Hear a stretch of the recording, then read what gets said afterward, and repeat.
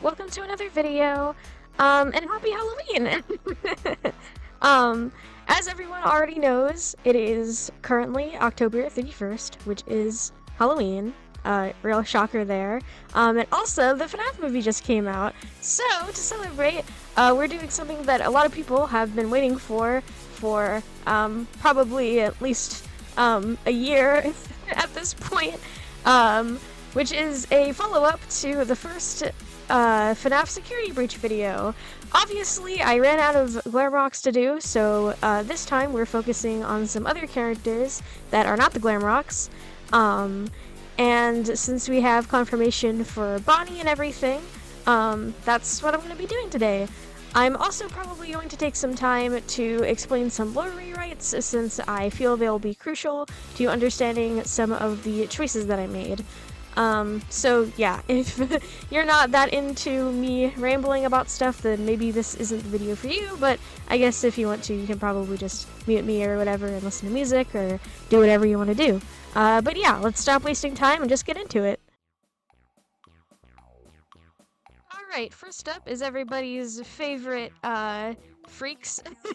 It's Sun and Moon, or Moondrop and Sunrise, or Moondrop and Sundrop, or, whatever, the fucking daycare attendants.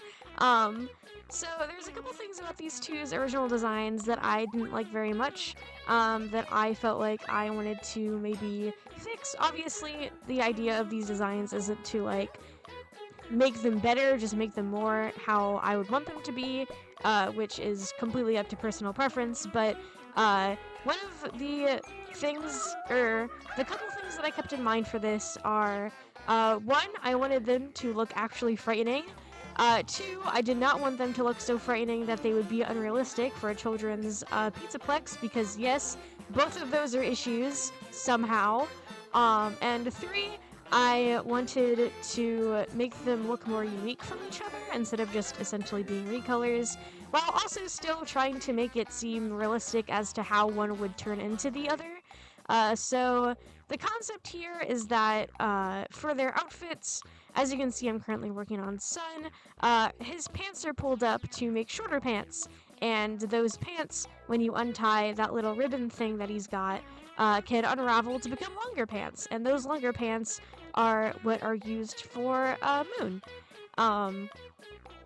So to make these two seem scarier, instead of making their masks, actively frightening in any way, I decided to go more for a rundown look, because obviously these two are dealing with children a lot, and I have a feeling the idea behind them is that it's not that the children don't like them or that they're ruining them on purpose, but I imagine that because they're in a secondary part of the pizzaplex, and because of the fact that most of the kids they're taking care of are so tiny and young, that certain things would eventually wear them down in ways that can't be avoided. Like, here you can see that I'm adding paint splatters onto Sun's costume because kids just end up, touching him with their, like, gross paint-covered hands, and it gets all over their outfit.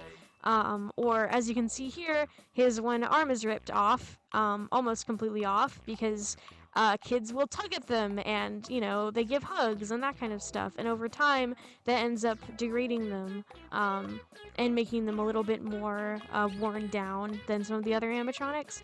And that inhibits a fear factor, because obviously you see in the Wizards, you see in a lot of FNAF animatronics where part of the thing that makes them scary is that they're kind of gross and ill-maintained, and that just freaks people out by nature. So I wanted to kind of go into that. Obviously, my drawings don't do them very much justice because I'm not a horror artist, I do cutesy stuff. So I don't really know if it's getting across how scary these would be in the game's art style, but yeah, that was kind of the idea about that. And that was just the concept that I had for how they would get in the condition that they're currently in. I don't think that either of them are actively malicious. I think that both of them are chill. Even Moon, I think, because I don't really know why his program would go whack, but maybe he just gets tired of the kids or whatever, and, that's what caused them to malfunction. You can also see that on Sun... Oh, I'm moving on to Moon. Bad timing. But on Sun, I also gave him these little bracelets on his wrists that kind of looked like candy bracelets, because I'd like to think that the kids really do love these guys, even though they're in such bad quality or condition, and that they made them for them during arts and crafts. I just thought it would be cute. You can also see here that on both of their little things, I imagine that they kind of like for Moon's cap and for Sun's rays, I imagine they kind of have a mechanism where they like jut out of the head of them, and that's how they show up. And you can see that their paint job is getting scraped off by the amount of times that it's gone in and out. So yeah, here you can see exactly how these pants work. As you can see, the more they unravel, the more they become purple and blue and pink, and kind of look like more sunsetty or nighttime colored and have stars on them. So that's kind of how I imagine one looks like Sun and one looks like Moon, even though they're technically wearing the same costume.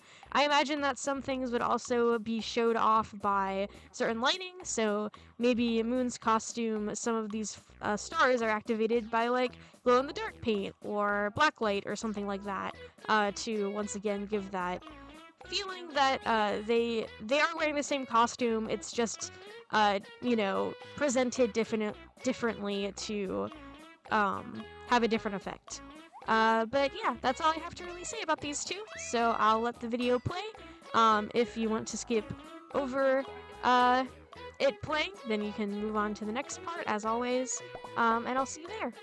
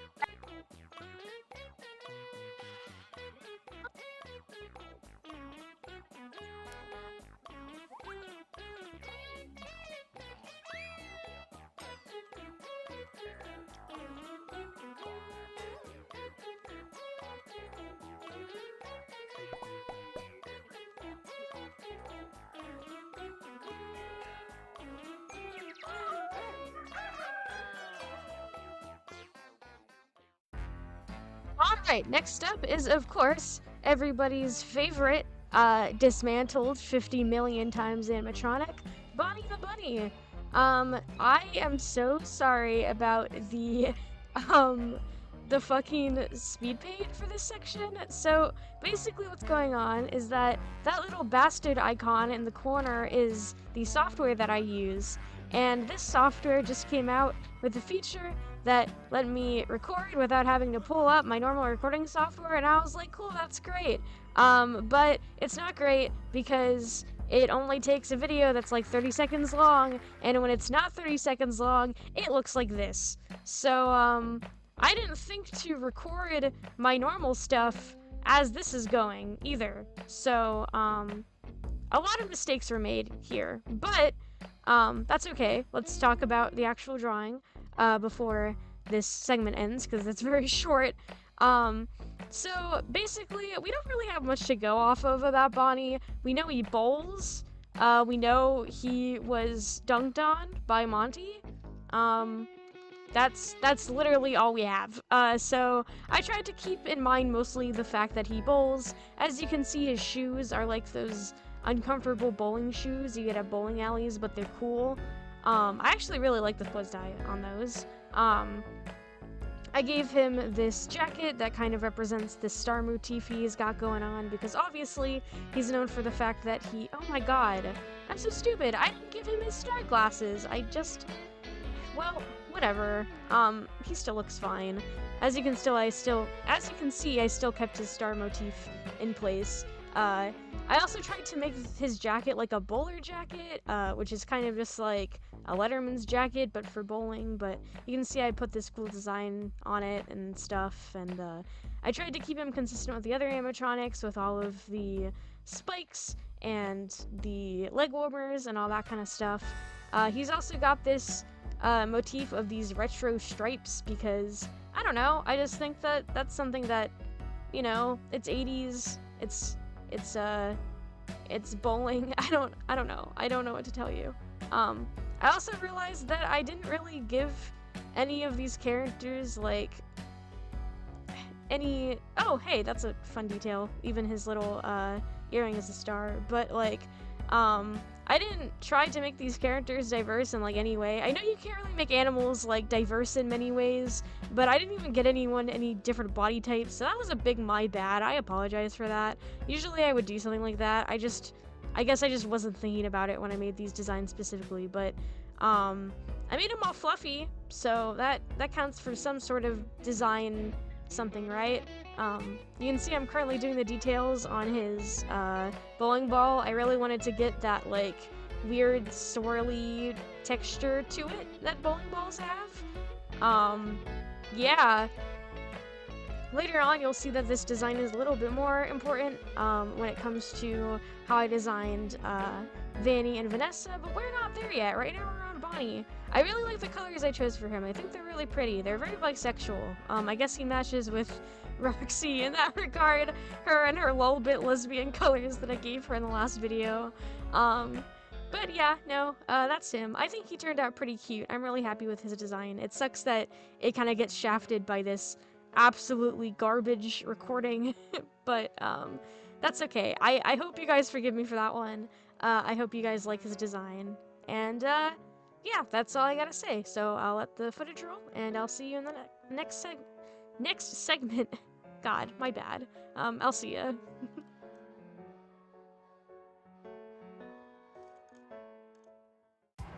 Alright, last but not least is one that maybe not everyone was expecting, but we've got two. We've got Vanny and Vanessa. So these two were my least favorite characters in the entire game, and I just wanted to do something to fix that, because I do think that they deserve better. So, yeah, plus both of them kind of have a lot to do with the plot of the game. So it kind of ruins that by proxy too. So yeah, that was the idea for this one. Just make them better somehow. Here you can see we're starting with the good old Vanessa. And the main goal with her was just make her feel more like a real character. Something about how she appears in the game is so generic and boring, and I hate it. I understand why. She is a uniformed professional. She has a, you know, kind of this thing to uphold with that thought process of her being a real security guard, but it's just boring as fuck. I can't stand it. She's so generic. Even her model makes it look like she's from just the Unity store or something, and I just can't with that energy. So I just wanted to try and make her more interesting. I gave her more accessories to her uniform, and I made the uniform itself purple because, duh. I think that, you know, every every security guard outfit in this series should be purple. It only makes sense, right? Um, Plus, it just gives it more visual interest. She's got some bracelets on that I've kind of like to think are maybe like Faz passes or something, not just normal bracelets. She's got silly socks and silly sneakers on, and a scrunchie to keep her hair in. I'd like to think that maybe they actually told her specifically to dress more casual-ish, thinking that she's on day shift, and, you know, maybe kids would ask her for help and stuff, and they didn't want her to look too scary or too much like a cop or something like that, so that's why her uniform is so lax and stuff. Of course, it's not very professional or realistic, but that was kind of my thought process with her. Just anything to make her look more visually interesting and make her feel like a real character. In my version, I feel like she'd also be a lot more snarky than she is in the games. In the game, she's very obviously trying to help Gregory and trying to be very, like, protective and parental, and professional, but, I have this feeling that, she might be a little bit more annoyed, more pissed off, because, you know, this kid is running around and he knows that she's looking for him, but he just refuses to, like, actually show, even though it's for his own good, according to her. So I kind of had that idea too, that she would be a bit more abrasive, and maybe sound a little bit more annoyed, and maybe that's why Gregory doesn't want to go near her, just because she's very hostile and he's afraid that if she does catch up to him, she's gonna yell at him or something, and that's his bigger fear than any sort of like violence or murder. Because I imagine that he doesn't think she's hostile. He just really doesn't want to go to wherever he needs to go. And then this is Vanny, and the first thing you might think about this design is, wait, that's not a girl in the suit, that's not Vanessa, that's not any human, that's an animatronic. And you are correct, this is an animatronic, because in my rewrite, whenever Bonnie gets absolutely fucking dunked on by Monty, the thing that decides to essentially steal his corpse and possess him is, I suppose, what you would consider it the Mimic, or just that weird fucking thing you see at the end of Ruin. And in my rewrite, that took over Bonnie and created Vanny. It's using... My thought process is that it sounds like Vanessa, because perhaps Vanessa, before becoming a security guard, was maybe an electrician or something, and she wore the silly mask that you see, although I'd probably redesign that, even though I'm not showing it here. She wore the mask, she was in the VR space for a long time, and the Mimic, who has, is some way connected to the VR, has, you know, some sort of replication of her voice, and has been using it to try and lure people, you know, with trying to make people think it's like a security guard or something, but when it's not. Because obviously it also has that ability in Ruin. Obviously I don't know that much about Ruin. Like, I saw it, I watched it, but it was really cryptic and confusing about a lot of things, so I kind of have to take some things into my own kind of headcanon for what the hell is going on. So I do believe that the Mimic in some way is connected with the VR electrician space, and is kind of like some sort of, I don't know, a virus or something. That's also why it's glitching out, because I feel like in this form it's both part and not part of this reality. Like, something about its code is connecting it to the VR space in a way that makes it kind of weird and not entirely there, even though it is there. It's like a non-physical thing is interacting with a physical thing in a way that's corrupting the physical thing to no longer be part of that reality. Does that make any sense? I feel like I'm not making sense. But yeah, that was what I was thinking of. I don't know if any of that came across in a way that made sense, but yeah, we're reaching the end, so I'll show you the final result.